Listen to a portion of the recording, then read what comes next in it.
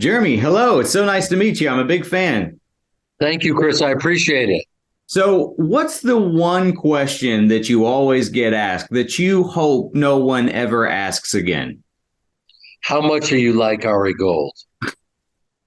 All right, striking that one right off my list of questions. Not going to do it to you. That doesn't surprise me. Actually, I was like, it's going to be something to do with Ari Gold, I'm sure. Yeah. Now, I read that this Sweetwater was a passion project for Martin Gigi for decades, and he's worked on this film for something like 28 years now. So, at what point in the process did you come on board with this? I came on when they were in the casting process. I read the script, was blown away by it, had no idea who the Jackie Robinson of basketball was. Beautiful story. Um, and I couldn't believe my good luck when I got to see that I'm playing coach, that I was being offered the role of Joe Lapchick, who was the coach of the Knicks then, that helped break the color barrier and bring Nat Sweetwater Clifton from the Globetrotters to the Knicks, first African American to sign with the NBA. I just I couldn't believe. I was just so grateful that they believed that I could play this character. And I grew up in a very diverse community. I was the only white boy on my football team, and I got to navigate life early on from a very interesting perspective that I really connected with this character. And you could ask me, how much do you like Coach Joe Lapchick? And I would gladly tell you a lot. In fact, he's probably closer to me than any character I've ever played. So, So more that's than an Ari honor. Gold. More. Yeah, I mean, it's an honor to be mistaken for if you play a character authentically, you're going to be mistaken for him. And so it's an honor um, to be connected to any character that I play. And so I'm very much like Joe Lapchick. And so to me, it was an honor to put those suits on from 1950, roll up, that program, start smacking it, and just start coaching that team. Mhm. Now, what sort of responsibility as an actor do you feel when playing a real life person versus playing a fictional character? Um, there's dramatic license. Obviously, I'm not nearly as tall as Coach Joe Lapchick. Um, but that's one of the great things about film is, it doesn't discriminate. We're using our imaginations, and if we can pull it off, then you get the role. And yeah, it was a complete and utter honor to play this guy. Now, I don't think we got to see like your basketball skills in this film. And so as I was watching, I was just curious, what's the most impressive thing that you personally can do with a basketball? If you look up, there is a clip of me um, sinking in a shot from a balcony, and I did it in one take. Um, I never thought I'd be the guy saying, look up TMZ, but if you look up TMZ, I literally shoot this ball from a balcony about 8 stories down and sink the hoop.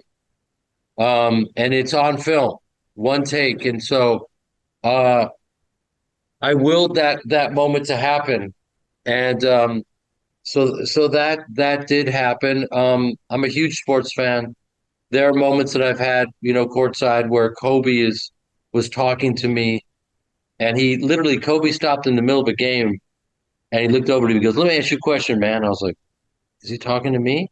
He Mhm. said, he was talking about Ari Gold. He said, "When you played that character on TV and you look like you're so angry, I really believe it. How do you do that? You look so angry." I was like, "I'm angry. I was really angry. I, um, I didn't have enough time to tell him about, the fact that I've been on stage since I was 8 years old as an actor, and so I just immediately equated it, and I never would compare myself to Kobe in any way, shape, or form. But I said to him, "Let me ask you a question. When you got 3 seconds on the clock and you do a fadeaway jumper and sink it at the buzzer, how do you do that?"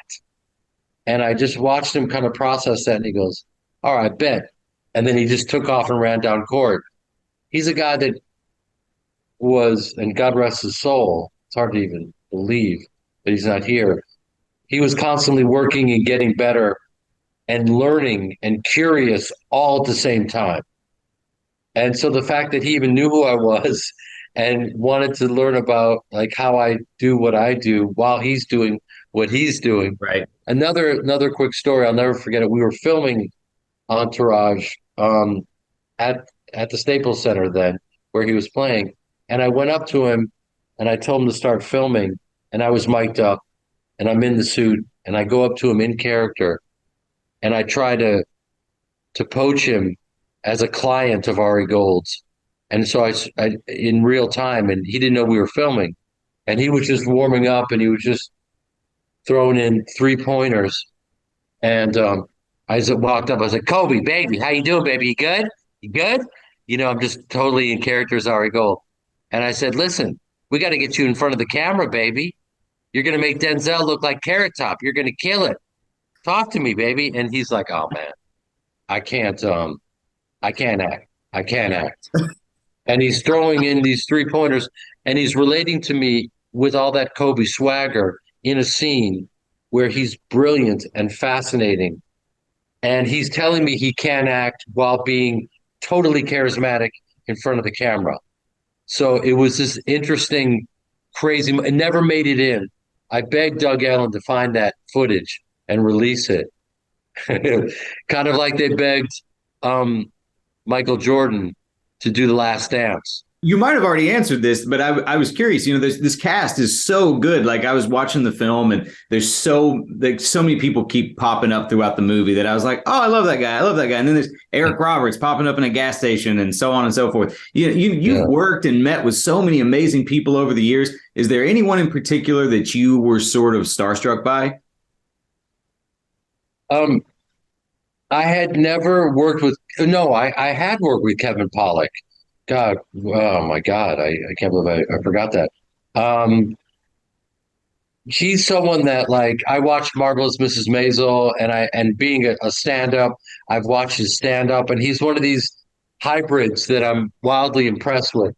Everyone in this movie, it's interesting, they're really right for the role. Like, I look at Kevin Pollak, he's a basketball connoisseur. He knew all about Abe Lapchick. He played him perfectly. Richard Dreyfuss crushes it, like we remember Richard Dreyfuss doing that. Everett is the newcomer of the century. Cary Elwes has always been brilliant. I mean, the cast is just, Hollywood is an interesting place, and sometimes they can have a short memory, and they want to go for who's white hot at the moment. And this is just a cast filled with people who are really right for their roles. Mm-hmm. And I hope this catches on again, because everyone kind of that I'm watching in these films, it works perfectly to tell the story in on the highest level. So I hope we can return to that. Yeah. Speaking of people who are right for their roles, I got to say that I think your cameo as the Versace salesman in Rush Hour 2 is the greatest cameo put to film of all time. I love it. I think it's so awesome. And, I don't know if you heard this, but Jackie Chan recently said that Rush Hour 4 is in development. So is there any chance at all that you might get to reprise that role? From your mouth to God's ears. How great would it be to be back on set with Jackie and Chris Tucker? So do you understand the words? Oh my God, that would be amazing. I would love.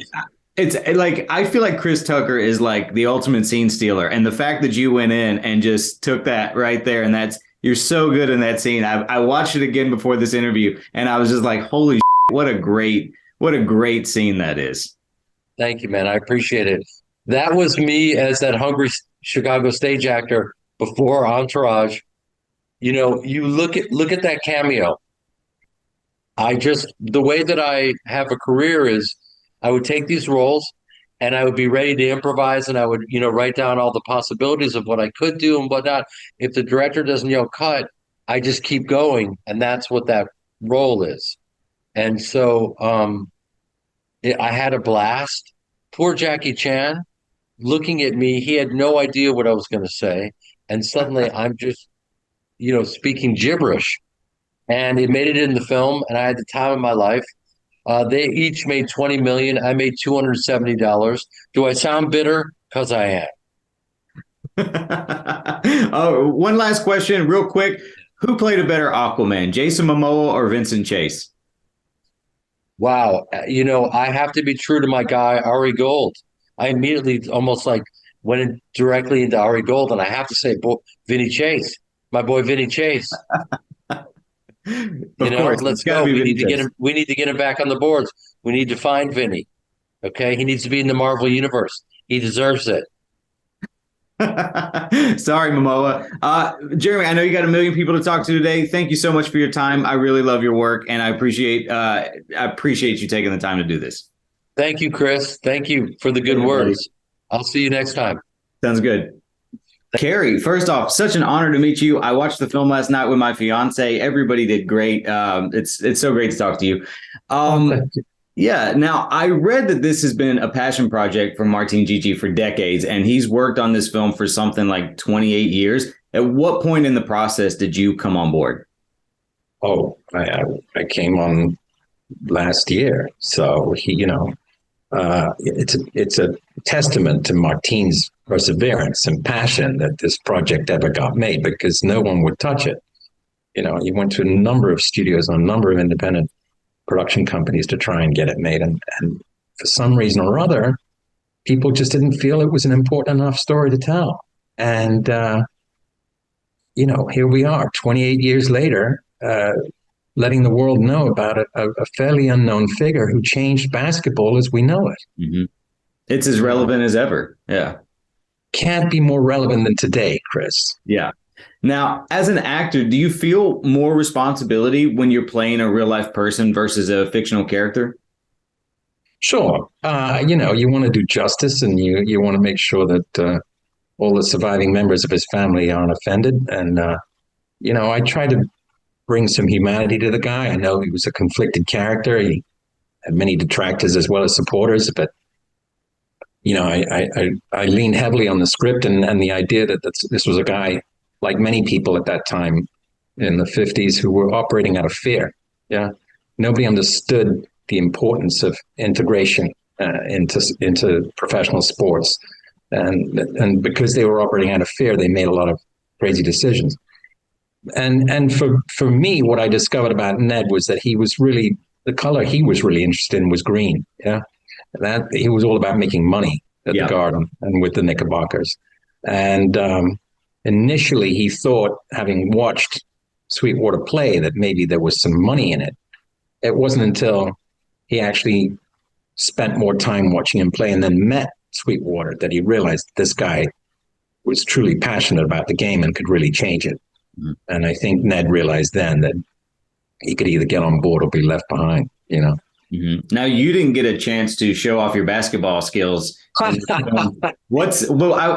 I'm curious, what's the most impressive thing that you personally can do with a basketball? Well, I managed to get them to film me scoring 1 point. And so that was, thank God, caught on film for posterity. But I had great tutors. We had the real guys from the Harlem Globetrotters working on the picture. So they taught me gave me a few pointers. Now, I did love the cast in this movie. I mean, I felt like throughout the whole movie, people were popping up that I was like, oh, I love him. Eric Roth was popping up in a gas station. You've worked with so many amazing people over the years. Is there anyone in particular that you remember feeling sort of starstruck by? Well, I was starstruck by Richard Dreyfuss. He was an icon to me growing up.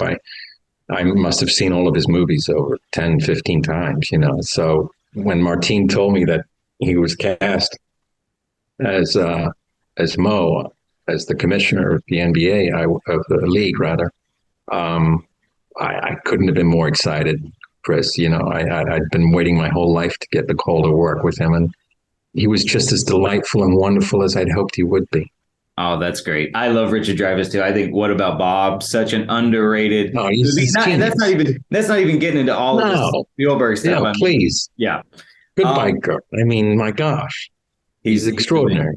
Yeah. Now I will be speaking of icons. I'll be remiss if I didn't tell you how much Princess Bride means to me. I Oh, mean, I thank have you. seen that movie 40 times since I was Okay, like wow. 5. I've watched that movie Okay, growing up. I read the book. I loved it so okay. much.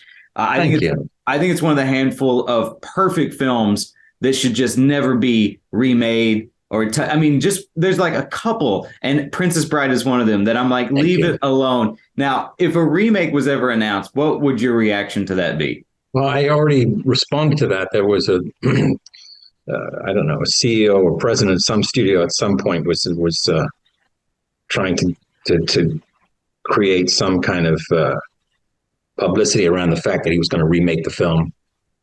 And he posted that on Twitter, and I responded, "There's a shortage of perfect movies in the world. Be a pity to damage this one." And that seemed to get the response that I I wanted. missed that. I'm sorry I asked Yeah, this question, but I love that yeah. response. Yeah, that got over 100,000 likes. That one. It's true though, and and I'm not against Yeah. remakes. I mean, I think there's like a wealth of films from the 40s and 50s that most audiences today will never go back to see that you could choose from. I mean, there's Houdini with Tony Curtis, or Ulysses, The Man in the Sure. White Suit. There's so many to name that I feel like would be incredible. Did you say The Man in the White Suit? Yes, yes, with Alec. Alec Guinness? Yeah, You would remake that an Ealing comedy? I think so. Yeah, I think that would be why. Oh, Chris, I grew up with Ealing in England. You can't touch Ealing. You know, Okay, the lady killers. if No, you you feel that can't. way, You know, then we'll leave it I'm alone. so sorry. I have to dispute that. Ealing Studios was one of the finest studios working in the 50s in England and created some of the most iconic movies that helped shape my career and many of my contemporaries. So we have to take a position with Alec Guinness. Don't forget, this man single-handedly was the star of several of their movies and changed the film industry as we know it. And The Man in the White Suit is untouchable, as are the Lady Killers, as is Whiskey Galore, as is Passport to Pimlico. I'm sorry. I retract my thought. Yeah. Sorry, I have to take issue with that. No, I understand. I believe here's my criteria: if the movie had a great idea, was poorly executed, I just think the it's theme of worthy the of a movie remake. is relevant to today, right? I love thematically that idea that humans want to make this perfect thing, and then Right. and it all and it just backfires. We're dealing with that now with like AI and all of Sure. these things. And I feel like it's a relevant movie, and when I say that, like, I'm not disputing that it's a perfect movie, but I think that a movie gets so old at a certain point, and especially when it's dated back in the 40s and 50s, that I just don't think audiences today, 95% of people won't go back and rewatch those movies. And that's where my thought process it comes from. That point. I agree. On the one hand, I also feel like, if Rembrandt suddenly became irrelevant just because he's dated, we're in trouble. I think that we have to respect art for its time, good or bad. It was of its time, and if it's good, then it definitely is worthy of revisiting in terms of watching, but not remaking. I think, like I said, I think if the idea was good but it was poorly executed, I think that's fair game for a remake. But if it was well made, I mean, Alexander McKendrick and all these wonderful directors that worked at Ealing, I mean, these guys, they were pioneers. You know what? Pioneers. I'm just going to go rewatch it and not hope for a remake. Please do. Right. He's fantastic, Alec, in it. He's just magnificent. The wonderful innocence that he brought to these parts, and the playfulness, Yeah, extraordinary. Now, speaking of things that they keep remaking and they won't stop, is Robin Hood. And I don't know what it's so weird to me that Men in Tights has become, I think, the most revered Robin Hood movie out of them all, being a parody. I'm just curious, what's your Pavlovian response to hearing the Men in Tights songs these days? I got a call from Mel at home. He found my home number and called me and said, "Hey, this is Mel. Mel Brooks. I went, yeah, sure, and hung up on him because I thought it was a crank call. Why else would Mel Brooks be calling me at home? And he called back. He goes, don't hang up. Don't, it's really me. And, he'd come to the first screening of Princess Bride on the Fox lot. And he had already the idea to make Robin Hood into a movie because, he produced a TV show called When Things Were Rotten back in the 60s, I think, 70s. And so he always had this idea of doing Robin Hood as a feature.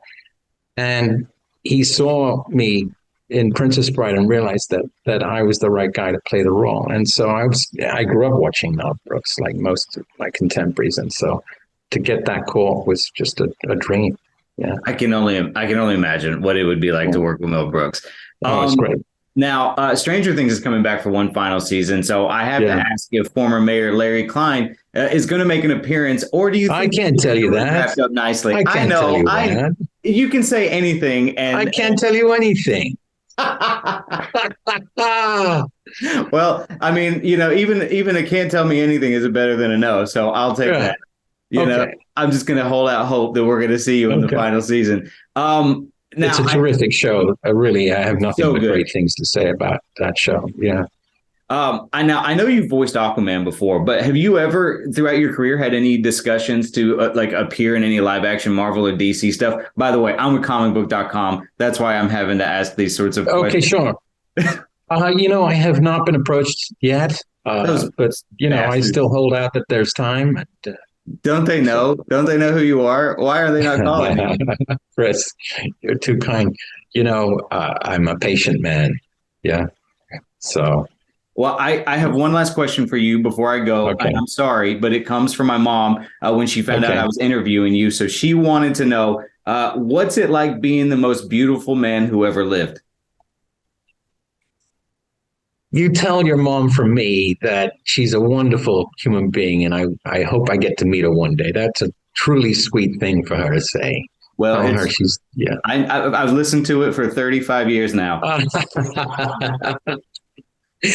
She's clearly a terrific person. You tell her from me I appreciate her. Will you do that? I absolutely will, Cary, as you wish. I will. Thank you so much for taking the time to talk with me. I loved Sweetwater. I really appreciate this, and have a great rest of your day. Thank you. You too, Chris. Appreciate it. I read that this has been a passion project for Martin Gigi for decades, and he's worked on this film for something like 28 years now. At what point in the process did you come on board? Yeah, honestly, I mean, to be honest, he started 28 years ago. So I was 2 years old, so I definitely didn't come on board at 2 years old, right? He's new from the beginning. It was you.